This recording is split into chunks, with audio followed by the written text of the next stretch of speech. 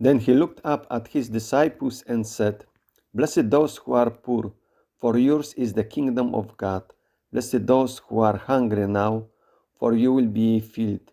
Blessed those who are weeping now, for you will laugh.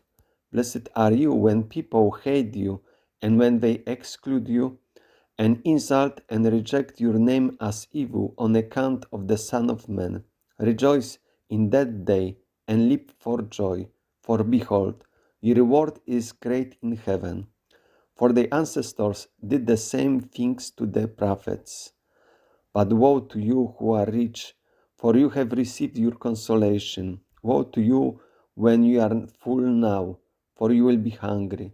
Woe to you when you are laughing now, for you will mourn and weep. Woe to you when all people speak well of you, for the ancestors did the same thing to the false prophets. Good morning. Welcome to a short biblical reflection on the Gospel according to Luke chapter 6, verses 20 up to 26. We have here the blessings and woes, the Gospel reading for the sixth Sunday in Ordinary Time, year C. The translation is quite similar, which I made it, except the first word, blessed, we will see it later. In the first three Beatitudes, in the Greek text is used the article in the second person, so therefore we could translate in the impersonal way, those who are poor, those who are hungry, those who are weeping. However, the second part of those Beatitudes is already in the second person plural. For yours is the kingdom of God, you will be filled, you will laugh.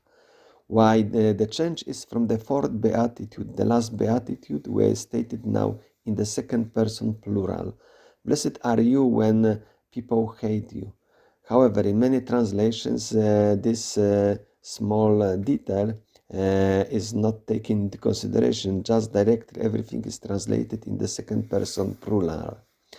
Now, we could read those beatitudes, which are four, parallelly with the four woes. For example, the first beatitude with the first woe. Blessed those who are poor, for yours is the kingdom of God. Opposite to, but woe to you who are rich, for you have received your consolation. In the first case, we have that the kingdom of God is promised, so it pushes to future, while here is already the present time.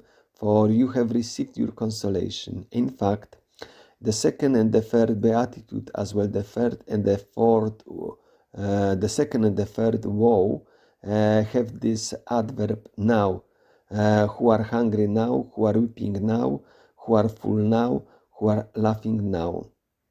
And now the fourth beatitude, which is more elaborated, lists more details that when people hate you, insult, reject your name as evil on account of the Son of Man, rejoice in that day and leap for joy, for behold, your reward is great in heaven. Again, the kingdom of God refers to now this expression in heaven. Why also the expression leap for joy? It could connect us with the story of the visitation in the Gospel according to Luke, when Mary brought Jesus in her womb. John Baptist in the womb of Elizabeth leapt for joy. So we have exactly the same verb. So John the Baptist was expressing his joy with meeting with Jesus. Now those who are persecuted, those who suffer all hardship, they should also leap for joy as John the Baptist. So they should fully rejoice. And it concludes with a very important statement.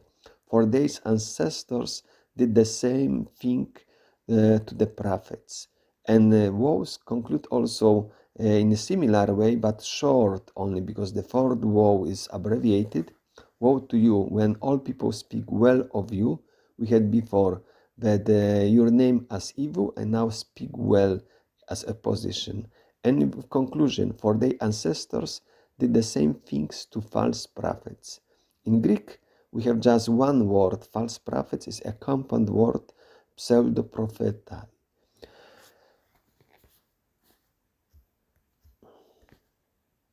Now let us see a little bit different translation when this word blessed I have translated in more dynamic way, because In Greek, makarioi doesn't mean simply just a static meaning like blessed, because generally when we use the word blessed, we would refer those who are already in heaven, rarely will apply to living persons.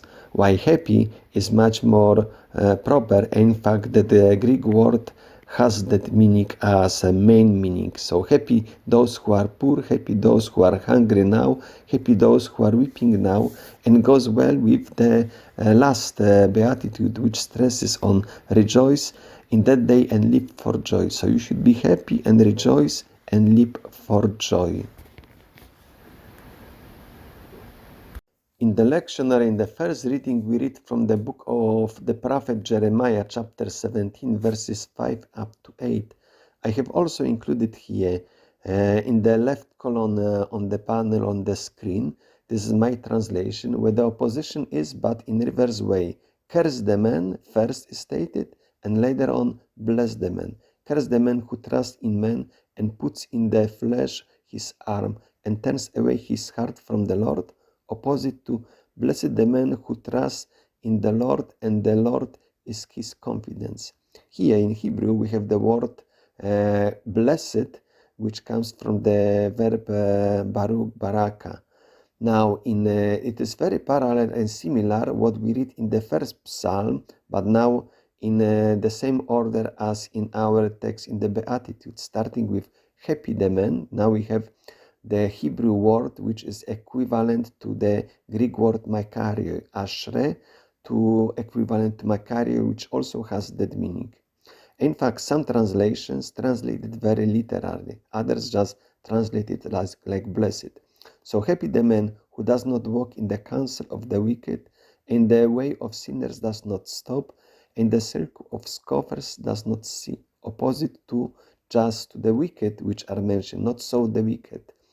And now the motivation is given because this cursed man in Jeremiah is compared, he's like a thistle in the steppe, while in the first psalm, because on the contrary, like chaff which the wind drives away, while the blessed man in Jeremiah is like a tree planted near the waters, and similarly the happy man in the first psalm, he's like a tree planted on the banks of water.